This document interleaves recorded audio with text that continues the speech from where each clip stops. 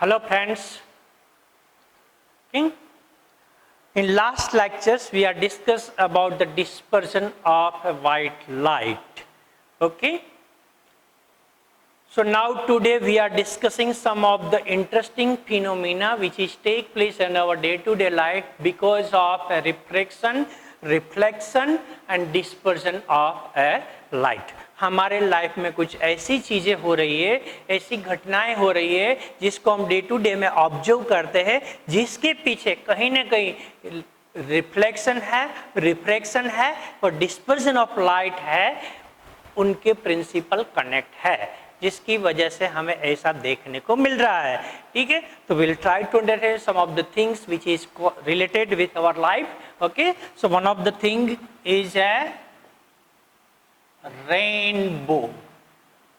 ठीक है, हम सब लोग जानते हैं रेनबो के बारे में, जो मॉनसून सीजन में स्काई में हमें सेमी सर्कुलर फॉर्म में ऐसे 7 कलर्स ऑफ स्पेक्ट्रम जो दिखाई देता है. ठीक है, 7 कलर बैंड इन स्काई, जिसको हम क्या बोलते हैं, रेनबो बोलते हैं. ठीक है, मॉनसून सीजन में दिखाई देता है. क्यों मॉनसून सीजन में दिखाई देता है? Because to see the rainbow we require 2 things. One is sunlight, okay, and another thing we required is prism. हमें प्रिज्म चाहिए और सनलाइट चाहिए. ठीक है, तो प्रिज्म मतलब यहाँ पे प्रिज्म की जगह क्या वर्क करेगा? Water droplet. वाटर ड्रॉपलेट है वो वर्क एज ए प्रिज्म के फॉर्म में वर्क करेगा. तो वाटर ड्रॉपलेट हमें कब मिलता है? मॉनसून सीजन में ही मिलता है. तो मॉनसून सीजन में जब सन है वो बैक साइड पे है और उनके आगे वाटर ड्रॉपलेट है, तो हमें रेनबो देखने को मिलता है. So generally we are observing the rainbow during the rainy season, and if you want to observe the rainbow in any of the season at any time, so we have to go at waterfall. अगर waterfall पे हम जाते हैं और waterfall जहाँ पे हो रहा है और उनके बैक साइड से अगर सनलाइट आ रहा है तो we can observe the rainbow, हमें रेनबो देखने को मिलेगा. तो रेनबो कैसे देखने को मिलता है हम देख सकते हैं. चलो देखते हैं प्रैक्टिकली रेनबो फॉर्मेशन क्या होता है. This is our water droplet. ठीक है, हमारा वाटर ड्रॉपलेट है और यहां से हम ले रहे हैं दिस इज सनलाइट. यहां पे एंटर हो रहा है, कोई एंगल पे इंसिडेंट हो रहा है. तो ये जो वाटर ड्रॉपलेट है वो वर्क करेगा एज ए प्रिज्म. तो पहले यहां पे क्या होगा? The light is enter from rare media to denser media. Rare media to denser media होता है, तो यहां सबसे पहले क्या होगा? रिफ्रैक्शन होगा. सबसे पहले क्या होगा? रिफ्रैक्शन होगा. तो यहाँ पे मतलब लाइट है वो बैंड होगी. ठीक है, रिफ्रैक्ट होगा. अब बैंड होने के साथ साथ यहाँ पे क्या होगा कि बिकॉज ये डेंसर मीडिया है, प्रिज्म की तरह वर्क कर रहा है, तो यहाँ पे जो लाइट है वो अलग अलग 7 कलर में डिवाइड होगा, मतलब डिस्पर्जन भी होगा. क्या होगा? ये जो लाइट है वो डिवाइड होगा. ठीक है, मतलब यहाँ पे वंस अगेन क्या होगा? डिस्पर्जन होगा. ठीक है, डिस्पर्जन हुआ. So white light is bending, reflected as well as dispersion and splitting into the 7 colours. अब ये 7 कलर्स जो है यहाँ पे ट्रैवल कर रहे हैं, ट्रैवल करके it comes from the other side of A water droplet. तो यहाँ पे अभी क्या होगा कि ये जो एंगल बनता है वो angle is greater than critical angle, और जब एंगल क्रिटिकल एंगल से ज्यादा हो जाता है तब यहाँ पे नहीं तो रिफ्लेक्शन होता है, क्या हो जाता है? रिफ्लेक्शन हो जाता है, जिसको हम बोलते हैं टोटल इंटरनल रिफ्लेक्शन, जिनको हम आगे जाके पढ़ेंगे टोटल रिफ्लेक्शन के बारे में. तो इनका यहाँ पे रिफ्लेक्शन मिलेगा रेड कलर और इनका यहाँ पे वायलेट का रिफ्लेक्शन मिलेगा. तो यहाँ पे क्या हुआ? Total internal reflection. क्या हुआ? टोटल इंटरनल रिफ्लेक्शन हुआ. ठीक है, अब टोटल इंटरनल रिफ्लेक्शन होके वंस अगेन यहाँ पे क्या होगा? This rays is enter from denser media to rare media. तो यहाँ पे क्या होगा? रिफ्रैक्शन होगा और goes away from the normal. तो यहाँ पे रेड और वायलेट होगा और यहाँ पे we are able to see the 7 colour of light. This is nothing but rainbow. ये हमें जो दिखाई देगा वो क्या दिखाई देगा, रेनबो हम यहाँ पे देख सकते हैं। ठीक है, तो रेनबो फॉर्मेशन कैसे हुआ, तो रेनबो फॉर्मेशन के लिए क्या होता है, sunlight okay is enter in water droplet. तो यहाँ पे क्या क्या प्रोसेस हुआ, सबसे पहले क्या होगा, रिफ्रैक्शन होगा, रिफ्रैक्शन के साथ साथ क्या होगा, डिस्पर्जन होगा, डिस्पर्जन के बाद क्या होगा, टोटल इंटरनल रिफ्लेक्शन होगा। ठीक है, और टोटल इंटरनल रिफ्लेक्शन के बाद वंस अगेन क्या होगा, रिफ्रैक्शन। इतनी प्रोसेस होने के बाद we can observe the rainbow. इतनी प्रोसेस होने के बाद हम रेनबो को ऑब्जर्व कर सकते हैं। कैसे होता है, यहाँ पे sunlight is pass to the water droplet, is enter from rare to denser media, so it okay, so it refracted over here as well as it work as a prism, so it is dispersed splitting into 7 colors. Then this light is travel and from the other side of water droplet is total internal reflection take place, so it coming back after reflection and once again in the same surface the light is enter from denser to rare media, once again refraction is take place and here we are able to see the 7 color of spectrum rainbow effect. Okay, so this way the rainbow is formed. Okay, so this is the one natural phenomena which we are observe in our daily life, and behind that the principle is reflection, refraction, total interreflection and dispersion. Okay, दूसरा ऐसा phenomena क्या है, process क्या है, चलो देखते हैं आगे।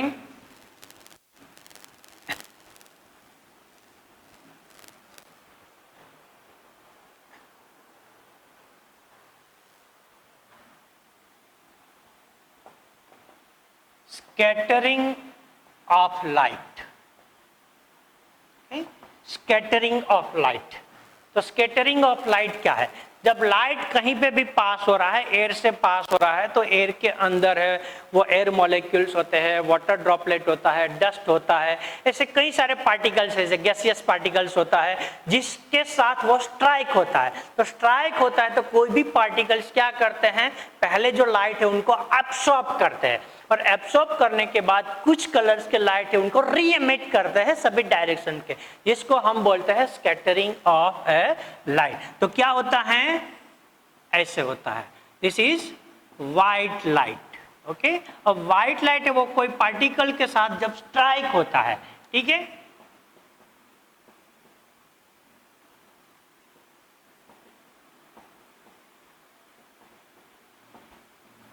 तब वो पार्टिकल स्ट्राइक होता है। अब यहां पे क्या होता है,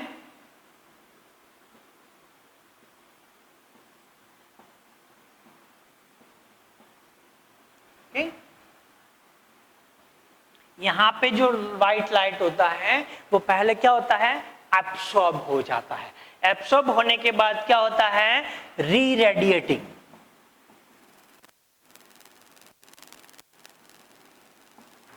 री रेडिएटिंग ऑफ लाइट होता है इन ऑल द डायरेक्शन। इनको हम क्या बोलते हैं, स्कैटरिंग ऑफ ए लाइट बोलते हैं। तो क्या डेफिनेशन हम लिख सकते हैं, स्कैटरिंग ऑफ लाइट, ठीक है, the process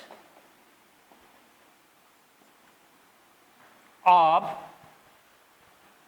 absorption of light by any molecules and re-radiating of light in all direction, re-radiating of light in all direction, ठीक है, सभी डायरेक्शन में, डिफरेंट डायरेक्शन में जो लाइट है वो क्या होता है, री रेडिएट होता है, ठीक है। तो इनको हम बोलते हैं स्कैटरिंग ऑफ लाइट। अब स्कैटरिंग ऑफ लाइट है वो जनरली किस प्रकार होता है, कैसे होता है, कैसे मॉलिक्यूल्स होता है, तो उसमें स्कैटरिंग है वो कैसे अफेक्ट करता है, ठीक है, इनकी इफेक्ट क्या होती है, किस प्रकार की इफेक्ट होती है स्कैटरिंग ऑफ लाइट के लिए, ठीक है। तो for scattering of a light है, ठीक है, वो डिपेंड करता है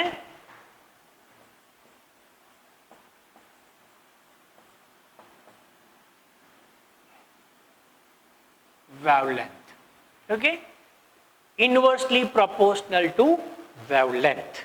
वेवलेंथ उनको इनवर्सली प्रोपोर्शनल करते हैं। मतलब क्या होता है कि जो रेड कलर होता है उसका जो वेवलेंथ है it's greater than blue colour. Blue colour है उससे ग्रेटर देन है, ठीक है। तो यहां पे क्या होगा, रेड कलर होगा inversely proportional to wavelength. So red colour is less scatter और blue colour is more scatter. Blue colour का स्कैटरिंग क्या होगा, ज्यादा होगा, और रेड कलर है उसका स्कैटरिंग क्या होगा, कम होगा, ठीक है। तो scattering is depends on to the wavelength of a particles और inversely proportional to the wavelength of particles. मतलब रेड लाइट का स्कैटरिंग कम होगा और ब्लू लाइट है उसका स्कैटरिंग ज्यादा होगा, क्योंकि रेड लाइट है उसकी वेवलेंथ ज्यादा है ब्लू लाइट की कंपेयर में। और जनरली पार्टिकल साइज पे भी डिपेंड होता है कि अगर स्मॉल साइज पार्टिकल्स होते हैं, ठीक है, पार्टिकल साइज अगर स्मॉल साइज पार्टिकल है so more scatter blue colour, blue colour को ज्यादा स्कैटर करते हैं। और पार्टिकल जो लार्ज साइज के मीडियम पार्टिकल हम लेते हैं, अगर मीडियम साइज के पार्टिकल है so it's more scatter red colour. Red colour को वो स्कैटर ज्यादा करते हैं, ठीक है। और लार्ज साइज के अगर कोई पार्टिकल है तो स्कैटर ऑल कलर। सो मतलब क्या हो जाता है, वाइट कलर हो जाता है। तो क्या हो जाता है, वाइट कलर हो जाता है, ठीक है। तो पार्टिकल साइज है उस पर भी वो डिपेंड करता है, ठीक है, वेवलेंथ पे भी डिपेंड करता है। तो this phenomena is known as scattering of light. अब स्कैटरिंग ऑफ लाइट के साथ हमारे डे टू डे लाइफ में कुछ फिनोमेना है वो जुड़ी हुई है, कुछ नेचुरल फिनोमेना है वो देखने को मिल रही है because of scattering of a light. तो ऐसी कौन कौन सी चीज है जो स्कैटरिंग ऑफ लाइट की वजह से हमें देखने को मिल रही है, ठीक है। तो just we will take the example कि स्कैटरिंग ऑफ लाइट हो रहा है जहां पे, और जिसकी वजह से वो हमें देखने को मिल रहा है, क्या हो रहा है और कैसे हो रहा है, ठीक है। सो पहला क्वेश्चन है scattering of light, the sky is blue in colour. जो स्काई है उनका कलर क्या है, ब्लू है। दूसरा है कि sun looks red in colour at sunrise and sunset. Sunset और सनराइज के टाइम पे जो सन है उसका जो कलर है वो कैसे दिखने का मिलता है, रेड कलर दिखने को मिलता है। और cloud is white in colour. जो क्लाउड है उनका कलर क्या देखने को मिलता है, वाइट कलर को देखने को मिलता है, ठीक है। और sky is dark. Sky is dark, ठीक है। स्काई हमें डार्क मिलता है कब, sky is dark at height, at more height. Just for example, for if we are in a plane or for the astronaut, sky is looks like a dark. तो ऐसे क्यों होता है, इसके पीछे का रीजन क्या है? तो इसके पीछे का रीजन है scattering of a light. Light वो स्कैटर करती है, वो उनका एग्जाम्पल है। इसमें क्या होता है, sky is blue in colour. तो ऐसे क्यों होता है कि जो स्काई है उसमें एयर मॉलिक्यूल्स है, डस्ट पार्टिकल है, वाटर ड्रॉपलेट है, okay? ऐसे जो पार्टिकल्स है, okay, this particles is blue light.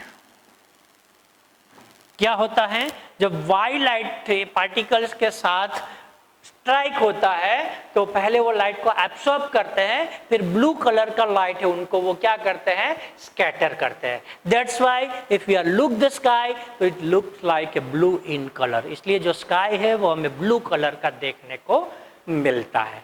ठीक है, क्योंकि बाकी जो कलर है ब्लू के पहले का वो स्कैटर हो जाते हैं और ब्लू के आगे का कलर है वो स्कैटर नहीं हो पाता है, वो एब्सॉर्ब हो जाता है। So we are looking sky is a blue colour. अब यहाँ पे sun looks red in colour at sunset because at sunset और sun time the distance travel by light is longer. तो क्या होगा, blue colour light is 100% scatter and disappear. Okay, and scattering of red light क्या होता है, blue colour तक, क्योंकि long distance travel करना होता है जब सनसेट और सनराइज होता है। तब जब लॉन्ग डिस्टेंस ट्रैवल करके आते हैं तो पार्टिकल स्कैटर होते होते ब्लू कलर तक का लाइट संपूर्ण रूप से स्कैटर होकर डिसअपियर हो जाता है और उसके बाद रेड है, येलो है, ऑरेंज है, ये लाइट का स्कैटरिंग शुरू हो जाता है।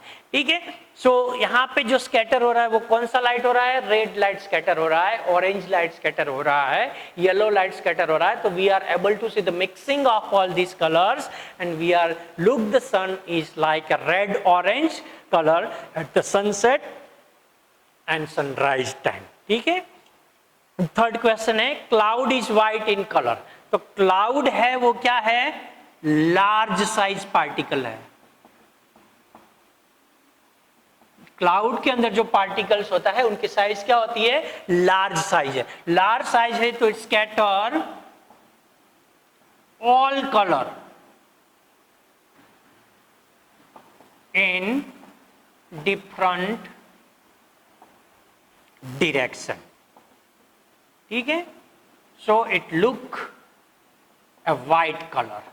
जब सारे कलर से वो स्कैटर हो जाते हैं तो सारे कलर स्कैटर होने के बाद जो लाइट दिखती है वो लाइट कैसे दिखती है, व्हाइट कलर की लाइट दिखती है। जिनको जाके जो हमारा स्काई है, ठीक है, उनके अंदर जो क्लाउड है वो क्लाउड का कलर होता है व्हाइट, बिकॉज क्लाउड में जो पार्टिकल्स है उनकी साइज लार्ज है। तो लार्ज साइज पार्टिकल है वो लाइट को एब्सॉर्ब करके ऑल कलर्स ऑफ लाइट को स्कैटर करते हैं, so it looks like a white. और next question is sky is dark at more height. अब ज्यादा हाइट पे हम जाते हैं तो वहां पे क्या होता है, वैक्यूम होता है। वहां पे क्या होता है, वैक्यूम होता है। तो वैक्यूम होता है तो क्या होता है कि ऑल कलर्स आर एब्सॉर्ब, सारे कलर्स क्या हो जाता है, एब्सॉर्ब हो जाता है। नो स्कैटरिंग,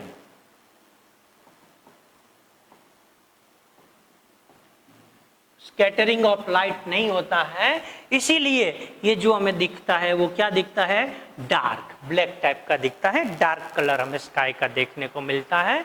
ठीक है, जब हम ऊपर चले जाते हैं जहाँ पे वैक्यूम होता है तो वहाँ पे लाइट है वो एब्सॉर्ब हो जाता है, वहाँ पे कोई स्कैटरिंग नहीं होता है, जिसकी वजह से वो हमें डार्क इन कलर देखने को मिलता है। ठीक है, so this is all about the scattering of a light.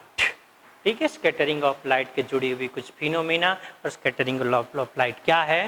ठीक है, नाउ ऐसा ही और एक फिनोमेना जो है जो हमें नेचुरल वे में देखने को मिलता है हमारी डेली लाइफ में, वो है एटमॉस्फेरिक रिफ्रैक्शन। ठीक है, क्या है, एटमॉस्फेरिक।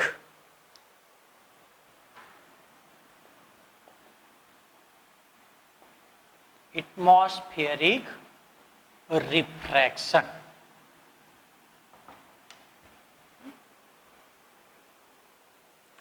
तो रिफ्रैक्शन हमने देखा है कि रिफ्रैक्शन कब टेक प्लेस होता है कि when light is enter from one media to another media. जब लाइट ट्रैवल करता है और एक मीडिया और दूसरे मीडिया के रिफ्रैक्टिव इंडेक्स जब चेंज हो जाती है, at that time refraction is take place. ठीक है, तो सिंपली हमने देखा था कि when the light rays is enter from rare media to denser media, from air to water or glass, anything. So it is refracted. यहाँ पे क्या हो रहा है? रिफ्रैक्शन हो रहा है. अब यहाँ पे क्या हो रहा है कि नाम क्या है? Atmospheric refraction. मतलब मीडिया चेंज नहीं होता है, पर एटमॉस्फेयर जो है अर्थ सरफेस के लाके हम जितने हायर चले जाते हैं तो पूरा एटमॉस्फेयर है, पर एटमॉस्फेयर जो है उसमें हर जगह पे उसकी रिफ्रैक्टिव इंडेक्स सेम नहीं है. मतलब नीचे का जो लेयर है अर्थ सरफेस है उनकी रिफ्रैक्टिव इंडेक्स ज्यादा है. जैसे ऊपर ऊपर ऊपर ऊपर हम जाते जाते हैं उसमें क्या होता है? रिफ्रैक्टिव इंडेक्स की वैल्यू है वो चेंज हो जाती है. ठीक है. और ऑप्टिकली जो मीडियम है वो क्या हो जाता है? नीचे ऑप्टिकली डेंसर मीडिया होता है, जैसे जैसे ऊपर जाते जाते हैं ऑप्टिकली रेयर मीडिया होते जा रहा है. ठीक है. तो हम हाई एल्टीट्यूड है, वो हाई एल्टीट्यूड से अर्थ सरफेस है उनका हम एनवायरमेंट देखते हैं, एटमॉस्फेयर देखते हैं, तो ऑप्टिकल डेंसिटी सेम नहीं है. Optical density is increase progressively if we are moved from the high altitude the earth surface. मतलब अर्थ सरफेस पे जो है वो उनकी जो है वो अलग है. ठीक है. उसमें क्या है? चेंज है. ठीक है. अब चेंज है वो किसी प्रकार का चेंज है. तो एटमॉस्फेयर में क्या होता है कि भाई हम देखते हैं अपर लेयर, ठीक है, मिडल लेयर,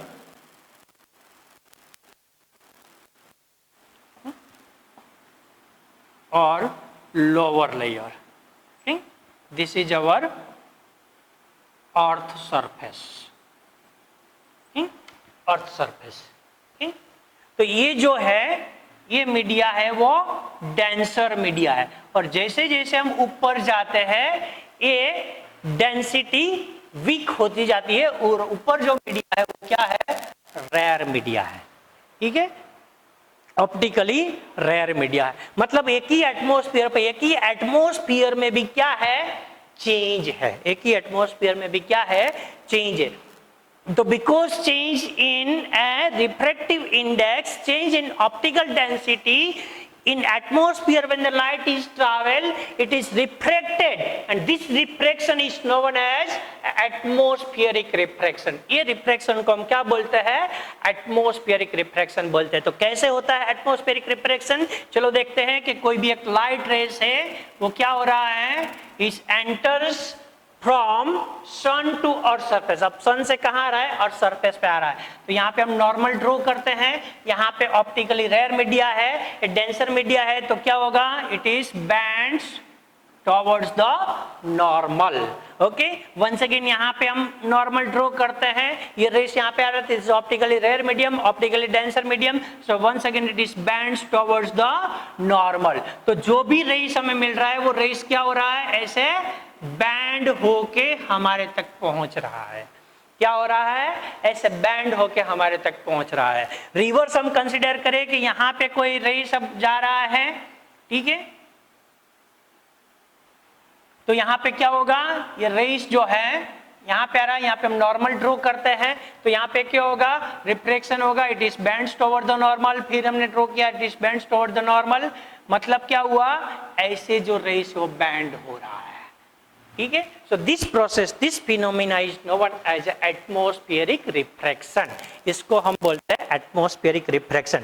कि जो हमारा एटमॉस्फेयर है उनकी ही रेंज इतनी ज्यादा है कि उसमें अलग अलग लेवल पे जो रिफ्रैक्टिव इंडेक्स है वो अलग अलग है. ऊपर का रिफ्रैक्टिव इंडेक्स है और नीचे का रिफ्रैक्टिव इंडेक्स है, उसमें डिफरेंस है. नीचे रिफ्रैक्टिव इंडेक्स ज्यादा है, अपर पोर्शन में रिफ्रैक्टिव इंडेक्स कम है. अपर वाला है ऑप्टिकली रेयर मीडिया है, नीचे वाला ऑप्टिकली डेंसर मीडिया है. तो जो भी सनलाइट है या तो और कोई भी लाइट है, जब ऊपर से नीचे आएगा और सरफेस पे आएगा तब वो स्ट्रेट लाइन ट्रैवल करके नहीं आएगा, तो वो बैंड होके ऐसे कर्व फॉर्म में हमारे अर्थ सरफेस तक पहुंचेगा. ठीक है. हमने देखा है कि sunlight, any light is travel in straight line, straight line travel होता है. But here because of atmospheric refraction its path should be changed by refraction and its path is become curved instead of straight line path. So I think you understand what is the atmospheric refraction.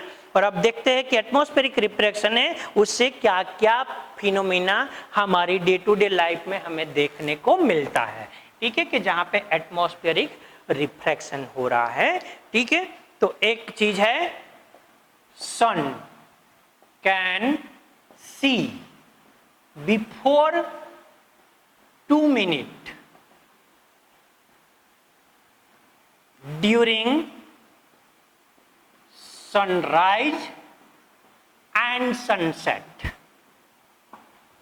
Sunrise होने के 2 minute पहले हमें सन दिखाई देता है और sunset होने के 2 मिनट बाद तक हमें सन जो है वो दिखाई देता है। ऐसे क्यों होता है, चलो उनको समझने की कोशिश करते हैं। कि ये हमारा अर्थ सरफेस है, ठीक है, ये हमारा होरिजन है। ठीक है, अब जो सन है वो हमारे होरिजन पे है। okay? ये हमारा सनराइज है और ये हमारा सनसेट है। ठीक है, अब सनसेट और सनराइज जब होता है तब यहां पे क्या होता है, ठीक है, कि अब यहां पे जब सन होता है सनराइज होने के पहले, जब यहां पे बिलो द होरिजन, सन जब बिलो द होरिजन यहां पे हम ऑब्जर्व करते हैं तो यहां से जो लाइट आ रहा है वो ऐसे बैंड होके हमारी आंख में एंटर हो रहा है इन आवर आईज। ठीक है, बिकॉज ऑफ रिफ्रैक्शन। तो यहां का रिफ्रैक्शन वो हमें कहां देखने को मिलता है, यहां पे देखने को मिलता है। This is actual position and this is apparent position. Actually sun है वो यहां पे है, तो बिकॉज ऑफ एटमॉस्फेरिक रिफ्रैक्शन वो रेस बैंड होके आ रहा है। तो हम स्ट्रेट लाइन पे देखें तो हमें ये देखने को मिलता है, मतलब यहाँ पे जब सन होता है सनराइज के पहले तो हमें ऊपर दिखाई देता है, मतलब यहाँ पे सन आने के पहले यहाँ दिखाई देता है। सिमिलरली यहाँ पे क्या होता है कि जब सनसेट होता है तब सन यहाँ पे पहुंच गया है। ठीक है, एक्चुअल जो पोजीशन है सनसेट की, तो यहां से जो रेस आ रहा है एटमॉस्फेरिक रिफ्रैक्शन होके वो ऐसे आ रहा है और we are able to see the sun over here apparent position. तो यहां पे हमें सन देखने को मिलता है। तो बिफोर सनसेट और बिफोर सनराइज 2 मिनट पहले और 2 मिनट बाद में हमें सन दिखाई देता है, जिसका रीजन है एटमॉस्फेरिक रिफ्रैक्शन, जिसकी वजह से एक्चुअली सन जब होरिजन पे होता है तो उसके 2 मिनट पहले दिखाई देगा और सनसेट के बाद 2 मिनट आफ्टर दिखाई देगा। तो हमारा जो डेज है वो 4 मिनट ज्यादा हो जाता है। ठीक है, this is because of atmospheric refraction. ठीक है, अब ऐसा दूसरा फिनोमेना कौन सा है, दूसरा देखते हैं। Star are twinkling, star are twinkling in sky. Star है वो ऐसे ट्विंकल होता है। ठीक है, ऐसे दिखाई देता है। क्यों ऐसे दिखाई देता है, उसका रीजन क्या है, तो इनका रीजन ये है कि this is our earth surface, ये हमारा अर्थ है और यहां पे ये स्टार है। ठीक है, दो स्टार और अर्थ के बीच का डिस्टेंस बहुत बहुत बहुत ज्यादा डिस्टेंस है। ठीक है, तब जब यहां से स्टार से कोई भी लाइट आता है वो लाइट क्या होता है, यहां पे ऐसे एटमॉस्फेरिक रिफ्रैक्शन होके ऐसे बैंडिंग होके ये लाइट आता है।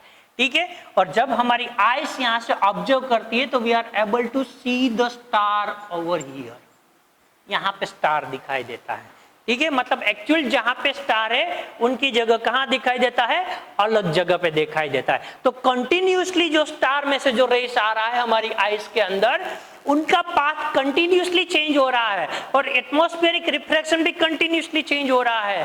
ठीक है, वहां पे भी रिफ्रैक्टिव इंडेक्स कंटिन्यूअसली चेंज हो रहा है। तो कभी स्टार हमें यहाँ पे देखने को मिलता है, कभी वो स्टार यहाँ पे देखने को मिलता है, कभी वो स्टार हमें यहाँ के देखने को मिलता है, कभी यहाँ पे देखने को मिलता है। मतलब we are able to see the twinkling of star. Star है वो क्या हो रहा है, ट्विंकलिंग हो रहा है। मतलब what the rays coming in our eyes from star, this light rays is bending by atmospheric refraction. So हर बार उसका जो पाथ है वो चेंज हो जाता है, तो हर बार जो स्टार की जो पोजीशन है वो पोजीशन चेंज हो जाती है, इसलिए वो हमें ट्विंकलिंग इफेक्ट में दिखाई देता है। ठीक है। और दूसरा हम ये भी बोल सकते हैं कि वो जो स्टार है वो एक्चुअल पोजीशन है उससे हमें क्या दे सकता है, थोड़ा हायर पोजीशन पे देख सकता है, थोड़ा उनको ऊपर के लेवल पे देख सकते हैं। इनका रीजन भी यही है। ठीक है। अगर स्टार ट्विंकलिंग हो रहा है तो प्लेनेट क्यों ट्विंकलिंग नहीं होता है? तो प्लेनेट भी तो होना चाहिए, और प्लेनेट ट्विंकलिंग क्यों नहीं हो रहा है? क्योंकि प्लेनेट की जो हाइट है अर्थ सरफेस से वो स्टार की हाइट से बहुत कम है। ठीक है। हाइट बहुत कम होने की वजह से जो प्लेनेट है वो हमें बड़ी साइज का दिखता है। तो जब बड़ी साइज का कोई भी ऑब्जेक्ट होता है, we can't consider as a point object और पॉइंट सोर्स ऑफ लाइट। जब पॉइंट सोर्स ऑफ लाइट हम देखते हैं तब उनकी जो पोजीशन है उसमें फ्लक्चुएट और वेरिएशन को हम ऑब्जर्व कर सकते हैं, पर जब कोई भी बड़ा ऑब्जेक्ट बन जाता है, एक्सटेंडेड ऑब्जेक्ट बन जाता है, तो एक्सटेंडेड ऑब्जेक्ट की पोजीशन को हम ऐसे फ्लक्चुएट होते हुए नहीं देख सकते हैं, चेंजेस नहीं देख सकते हैं। That's why planet is very close to the earth as compared to the star, and we can consider planet as an extended object as compared to star as a point object. So because of this reason we are not able to see the planet as a twinkling effect, but we are able to see the star in a twinkling effect. ठीक है। So these are the some phenomena naturally where atmospheric refraction take place and we can observe the effect. Okay. Similarly Tyndall effect होता है। तो Tyndall effect क्या है? वो scattering of light पे depend करता है कि जब लाइट पास होती है, सपोज हम एक वाटर ले लेते हैं एक बीकर के अंदर, उसमें से लाइट पास होता है, तो we can't see the light को देख नहीं सकते हैं, क्योंकि वाटर के अंदर जो पार्टिकल्स है वहां पे इतना स्कैटरिंग नहीं होता है और लाइट पास हो जाता है। तो वाटर के अंदर कुछ हम पार्टिकल्स डाल देते हैं, कुछ केमिकल्स डाल देते हैं, तो वहां पे हमें वो वाटर के अंदर से लाइट पास होती हुई विजिबल दिख सकती है। ठीक है। तो ये क्यों हो रहा है कि अंदर जो पार्टिकल्स है वो कोई न कोई प्रकार के लाइट है उनका स्कैटरिंग करते हैं, तो जिस प्रकार का लाइट का स्कैटरिंग होता है वो लाइट हमारे लिए विजिबल हो जाता है, क्योंकि वो अलग अलग डायरेक्शन में स्कैटर्ड हो रहा है। तो this effect is known as a Tyndall effect. कई बार हमारे घर पे डार्क रूम होता है, डार्क रूम में कहीं वेंटिलेशन से अगर सनलाइट एंटर हो रहा है तो we are able to see this rays of sunlight, वो विजिबल हो जाता है, because air particles dust particle है जिसके साथ सनलाइट का स्कैटरिंग होता है और वो स्कैटरिंग होकर लाइट स्प्रेड होता है, तो we are able to see the sunlight, वो विजिबल बन जाता है। सिमिलरली डेंस फॉरेस्ट एरिया होता है, तो डेंस फॉरेस्ट एरिया में ट्री के बीच में से अगर कोई सनलाइट आ रहा है तो we are able to see this sunlight, वो देख सकते हैं। This is nothing but a Tyndall effect. ये effect इनको हम Tyndall effect बोलते हैं। So my dear students, here this chapter is complete. Okay, so you can let's revise the video. You can read the textbook. Okay, and solve the exercise given in your textbook. If any doubt is there, you are not understanding any topic, then you are feel free to ask me any doubt by telephonic conversation or by personal meet, and we are here to solve your any doubt. Okay. Thank you, thank you, thank you.